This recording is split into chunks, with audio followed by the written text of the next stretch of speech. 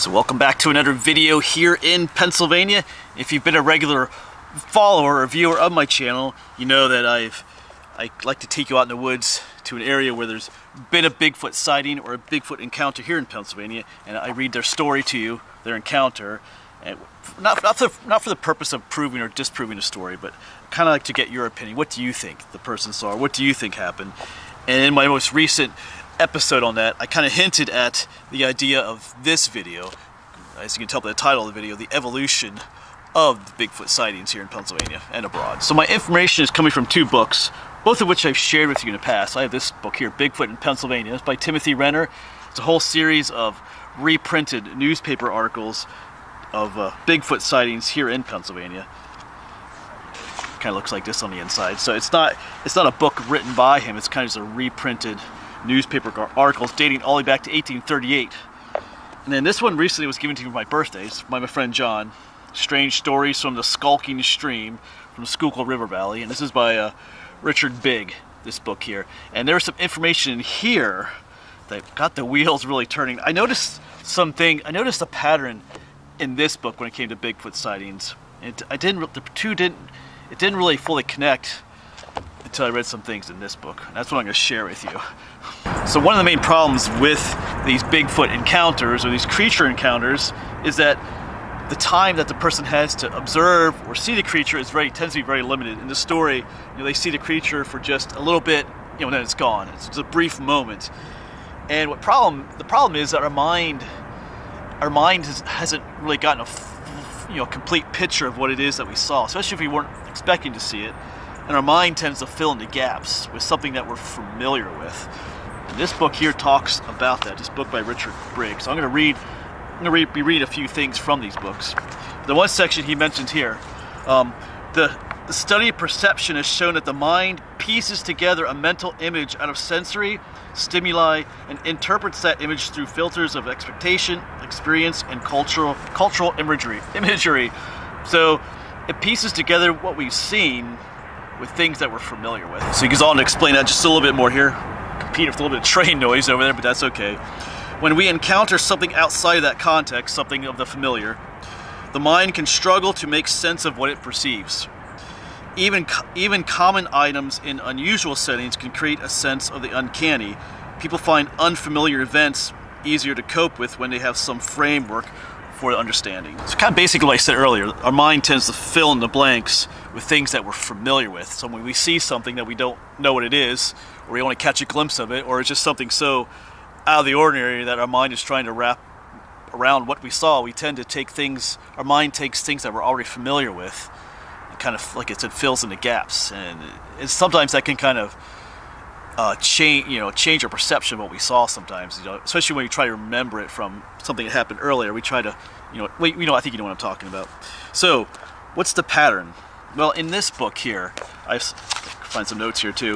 Like I said, this book goes back to 1838. So from about 1838 to about 1909, almost all the creature sightings are almost always titled wild man sightings.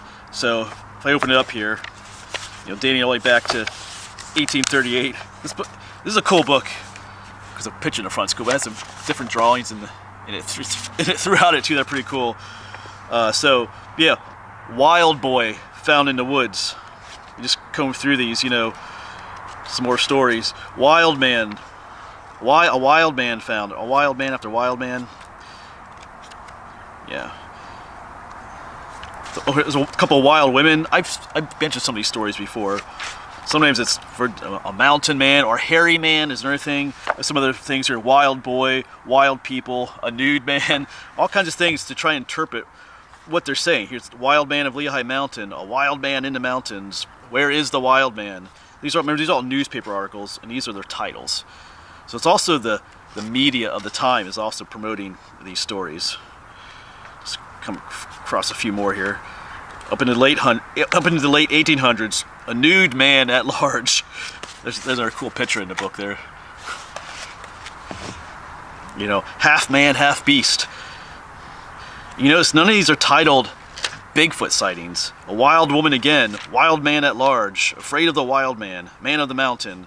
So all their stories dealing with a wild man or like a hairy man from about 1838 up to about 1909. So that raises a question: why were they always referring to it as a wild man? Well, it comes from a lot of our cultural, index, what we're familiar with at that time. The book mentions here, people of European descent coming to America were familiar with this idea of a wild man or a wild spirit living in the woods. It's part of their folklore. It mentions all kinds of names, even from Roman and Greek times.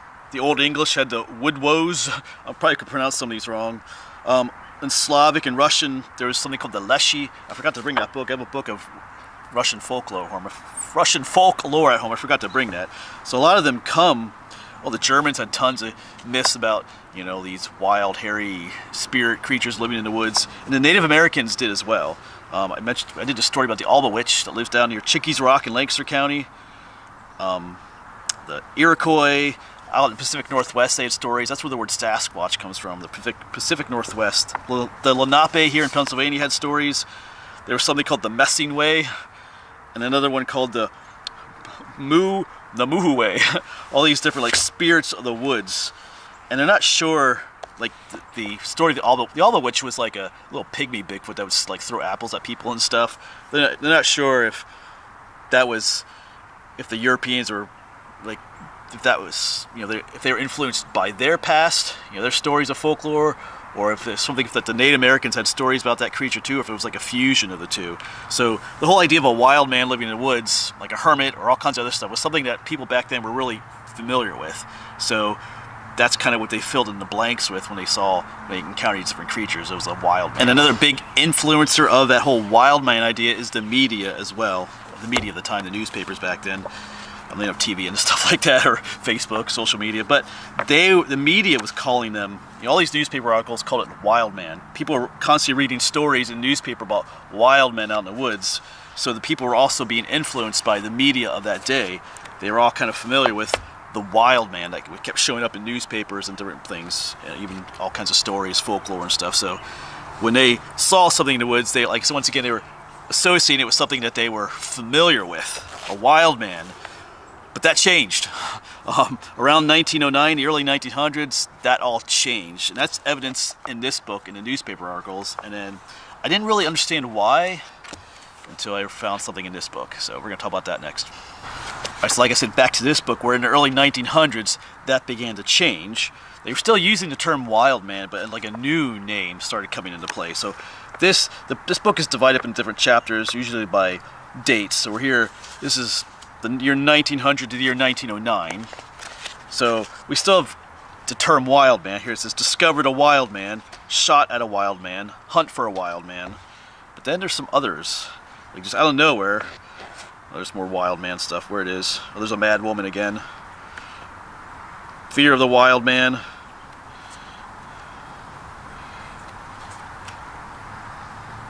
Where is it? Oh, here it goes. Attacked by gorilla. That's a new one. Keep going.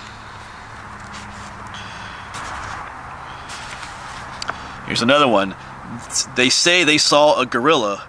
Morton's gorilla. I guess Morton's the name of a person who saw it. So, more gorilla sightings. Someone's scared by a gorilla. Ape-like animal scares people in Delaware County. So, there's less and less wild man stories, and now it's more like gorilla. Yeah, Darby's gorilla. Escapes policeman. Gorilla seen again. Darby's gorilla again. Demon gorilla. Okay, all kinds of weird things. So now all of a sudden we're using the name gorilla. And this goes on into another chapter here, on into the 1920s. And there's one wild man sightings, but now it's almost all gorillas. Gorilla causes terror in towns. Gorilla hunt being waged in Mifflin Township. Mysterious gorilla. Armed posse hunts for huge ape in abandoned mine. So now it's almost all gorillas. So what happened? Why are people associating these mysterious creature sightings, no longer calling them wild men, but now they're referring to them as gorillas or gorilla men? What happened? So once again, this book explains why the transition goes from wild man to something like a gorilla man. So this is on page 139, and it's titled A New Name, meaning a new name for these sightings. So I can read part of what he says here. When we see how eyewitnesses to strange events, such as a creature sighting, something like Bigfoot, what we call today Bigfoot. We see how eyewitnesses to strange events use the language and concepts of the prevailing culture to put a name to experiences that might otherwise cause distress for their strangeness, similar to what the wild man was being used earlier. A similar phenomenon took place around the turn of the 20th century when people saw large, hairy-like, human-like creatures, i.e. Bigfoot. So a change takes place here. What is that change? Let's read that next. All right, here we go. This is also on page 139. Page 139. In the late 19th century, late 1800s, European descended culture, i.e. what here in America and stuff like that, heard frightening tales out of Africa of giant, hair-covered wild men living in the forests. Okay, what were these giant, hair-covered wild men? Talked about a skull that was found. It wasn't until 1902 that the first modern European Captain Robert von Beringe identified the mountain gorilla on Mount Sabinyo in the Congo. So this was the discovery of gorillas. The marvel of finding a huge, mysterious human-like animal had an impact on Western culture for years, most frequently in the themes of popular films like King Kong and Mighty Joe Young. So the discovery of the gorilla is now affecting what you call pop culture and people's interpretations then of what they're seeing out in the wild. So let's read on to the next page. Only 3 years after the discovery of these mountain gorillas, correspondents from the French Congo spoke of a monster gorilla, 7 feet 6 inches tall, weighing 720 pounds. The western lowland gorilla, the largest gorilla species, is usually around 5 feet tall, but can reach 6 feet tall and weigh about 589 pounds. By 1906, this story of the monster gorilla and other accounts of colonialists in Africa encountering new species captured the public imagination when they were reported throughout the United States. The world suddenly had a new language to describe huge, hairy-covered hominids. So you can see now, that's where the change came from. Now people are hearing about gorillas all the time. Of course, people were always, even today, people are fascinated by the idea of cryptid creatures, new species being discovered. It's no different back then. And of course, the media was really promoting it. That kind of stuff made for great stories in the newspapers and stuff, because they started making movies out of it and stuff. And this book here by Richard Bigg explains that really well, that whole transition. Stories of gorillas seen in the woods of Pennsylvania began not long after. Popular media had replaced the term wild man with gorilla, not only with discussing the great apes of the Congo, where these stories are coming out, but likewise, the wild man stories of the late 1800s were slowly being replaced by gorilla sightings. Witnesses now had a more fitting archetype to describe their experience and make sense of something unexplainable.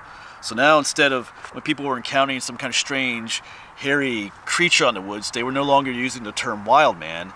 Now they were using the term like gorilla or gorilla man, because that was now prevalent in the minds of the people. It's like the pop culture of the day. Now it was all about gorillas and not like wild men. And then the book goes on and explains some other stories here. For example, the Congo monster gorilla story appeared in the Hazleton newspaper in 1906. In October, people in the nearby towns of Georgetown and Laurel Run reported seeing gorillas in the mountains of the area. So, whereas in the past, they wouldn't have reported seeing gorillas, they would have reported seeing what? Wild men. Just like in the 1800s, that's all the stories were about, was wild men. So now, the whole idea of a wild man was kind of leaving people's minds, and people were now familiar with the term, or what gorillas were. So once again, when people see a strange creature in the woods, something like this that they don't know how to explain, they're now associating it more with a gorilla, because that's what's prevalent in their mind. That's what they're familiar with, gorilla, because gorillas are popular at this time. So that kind of makes sense. There's a kind of a transition from wild men to gorilla men, but we don't no longer call it that. When you hear about sightings today, people don't say, "Oh, I saw a hairy man, a wild man, or a gorilla man." We say Bigfoot. So what happened there? Where did the term Bigfoot even come from? I actually had to research that. For all the Bigfoot stories I've done, I never really actually researched that. I have some notes here. In about 1958, out in California, a local newspaper in Northern California, I forget his name. I have his name written down here. Andrew Genzoli, his name is. He did an article on, I think some loggers up there were having their equipment tampered with and stuff like that. And those loggers found these huge footprints in the soil.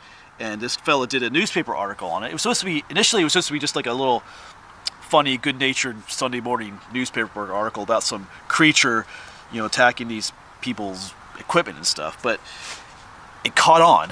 People started liking it. Him and another journalist started continuing the story, and they eventually named this creature Bigfoot because of the big imprints of feet that were left behind. So that's where the whole idea of the Bigfoot term originated from. And of course from there the story started to grow. I mean, it didn't take off right away. The moment that probably set the whole modern Bigfoot craze into perspective, and now why people claim to not see gorilla men or wild men, is, I think it was in 1967. There's that film. It's often called the Patterson film, or the Patterson, what is it? Patterson Gimlin film. There's those two men who are, I think they're out on horseback in Northern California, and they filmed. It's the iconic Bigfoot footage. There's that big creature walking across it's like a dry stream bed, and of course, it's been one of the most viewed and reviewed Bigfoot videos out there. There's whole videos and whole documentaries about that, whether that footage is real or not. But that footage went nuts. You know, everybody saw that footage, and that started the whole Bigfoot craze. You know, there was a pretty clear image of this large, hairy, hominid-looking creature, and that changed everything once again. Now, when people see something in the woods, now they use the term Bigfoot. And just like the other examples, the idea of Bigfoot is now what is prevalent in our minds. So if someone sees a large, black, hairy creature in the woods that looks slightly humanoid, they don't think wild man, they don't think ape man or gorilla man, they think Bigfoot, because that's what's in our minds. The whole idea of Bigfoot is so entrenched in our culture. Whether you believe it or not, everybody's familiar with Bigfoot and what he looks like and stuff. So that's what once again, if someone sees something odd in the woods, your mind fills in the blanks with that image of Bigfoot. That's the way it is today. We don't call it the other things, wild man or gorilla man. It's now Bigfoot. So to me, that was kind of interesting. Like I said, when I had this book, I realized there was a transition from wild man to gorilla man, but I didn't understand why or what happened until this book kind of explained it. If you're interested, both of these are really good books if you're interested in them. Whether you believe in Bigfoot or not, they make for good reads. But as always in these videos, you can let me know what you think down below in the comments. Was that a pattern that you had noticed yourself in the past? If you're someone who researched Bigfoot or just casually interested in it, that was kind of, like I said, for me it was kind of interesting to put the pieces together.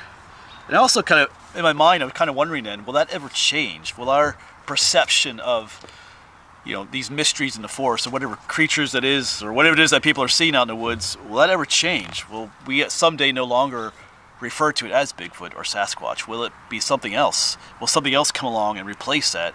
You know, replace that image in our mind of what we're seeing? You know, I'm kind of curious about that. I'm not sure. It might take a little while for that to happen because Bigfoot is like super entrenched in our minds. But I was thinking about that the other day. What would take its place? Not that we would know, but it's kind of interesting. It would have to be something pretty impressive to overtake the concept of Bigfoot. So, and once again, I want to emphasize the point that this video is not trying to prove whether Bigfoot actually exists or not, and we're not trying to say that people's stories or encounters are wrong or right, whether they're legit or not. We're just talking about the people's interpretation or what it is that they think they're seeing. The names for it have changed over the years, so I'm not trying to make fun of anybody or denounce things or anything like that. So just cool your jets, and every now and then people get upset at me about that kind of stuff. This video isn't about proving the existence or disproving it, or trying to make fun of people's stories or things like that. When I do those videos where we talk about different stories, different encounters that people have had, some of them are even the ones in here, some of them are obviously, not all that real, but there's others that make you think.